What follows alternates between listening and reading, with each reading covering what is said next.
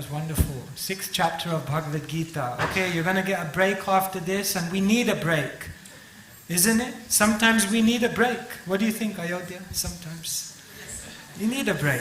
Because the mind, actually most of the time you need a break not because physically you're tired, but because the mind needs a break. Have you noticed? Most of the time also you don't need to eat because your physical body needs it. But you need to eat because the mind. Have you noticed when you're in a management meeting, when there's a very difficult decision and the tension is rising, there's some conflict, then everyone looks for the snacks, Everyone starts eating something, Look at the mind. So Arjun, he's telling Krishna, it's all very good and well what you're telling me, but I have a mind. And this mind is like a monkey. This mind is very, very difficult to control. Once I was driving and there was a sign, it said, "Do not disturb, already disturbed." Mind is disturbed. One devotee came to me, he said, "When I meditate, my mind is like a horror movie." What thoughts go through the mind? It's crazy. The mind is mad. And therefore, Krishna addresses the point of the mind. It's amazing. 5,000 years ago, Krishna spends practically a whole chapter talking about something that's the biggest talking point of modern medicine. How to deal with this mind. Most of the world is simply training their body. Make the body healthy. Make the body strong. Make the body attractive. Go along the high street and look at all of the shops. They're all to do with the body. Clothing the body. Feeding the body. Decorating the body. The body shop. Krishna says, beautiful body, but what about beautiful mind? You see, you have a phone. Some of you have phones in your hand. Your phone battery could be basically knackered. They could be ripped. The screen could be broken, but you still carry it and use it. But the moment the operating system malfunctions, that's the end. We pay so much attention to the physical aspects of life, but who pays attention to the subtle aspects of their own mind? How many of you have a gym membership?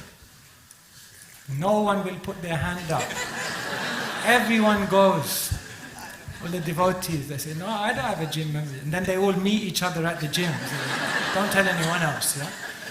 So many gym memberships, but who is coming to the mind gym? We have a mind gym. You want to come? Bhaktivedanta Mana, 4:30 a.m. every single morning. And you get breakfast at 8:30. Mental health is such a big problem. Look at some of these statistics. This is so worrying.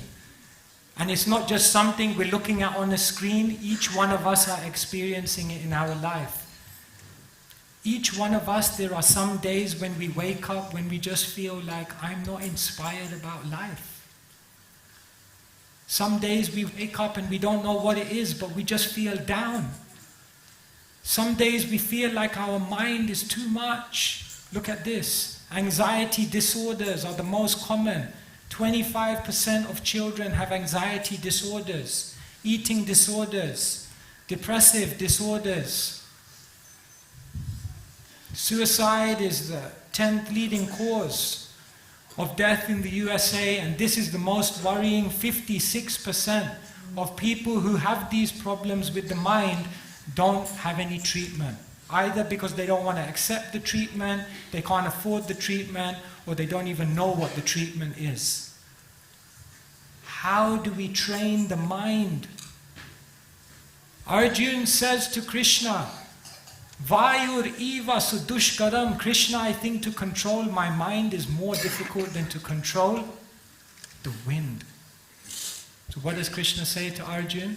Ashamshayam mahabaho manodur nigraham chalam abhyasena tu konteya vairagyena chagriyate. Arjuna, you can definitely control the mind. It's possible by practice and by detachment.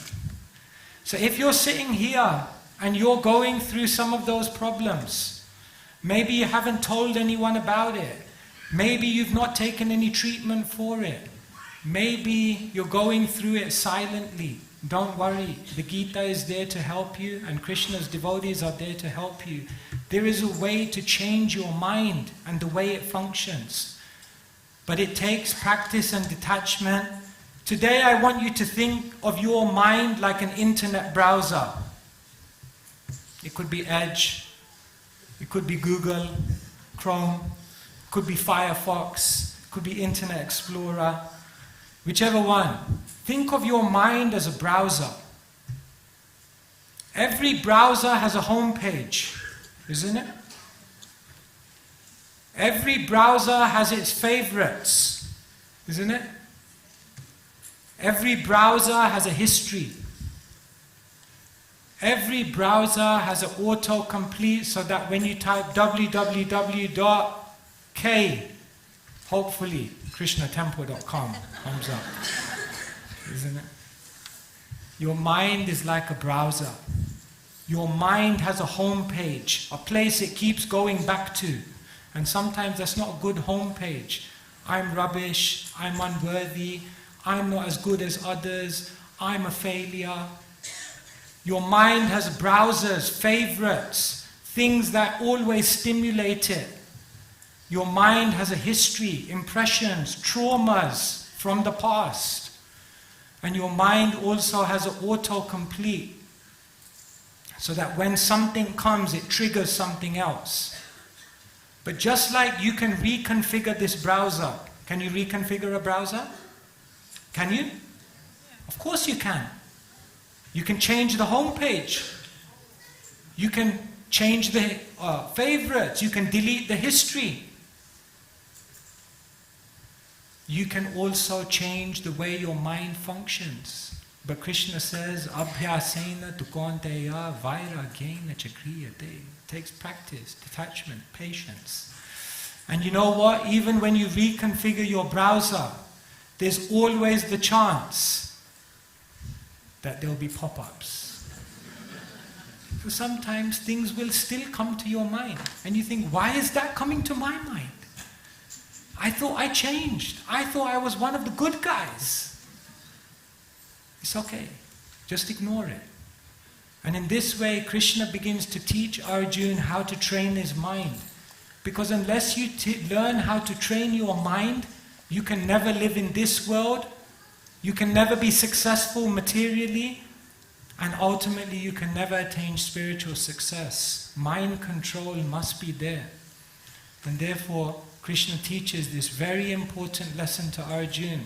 99.9% of the people in the world are training the body. They're going to the physical gym. But no one's taking seriously to train their mind, to go to the mind gym.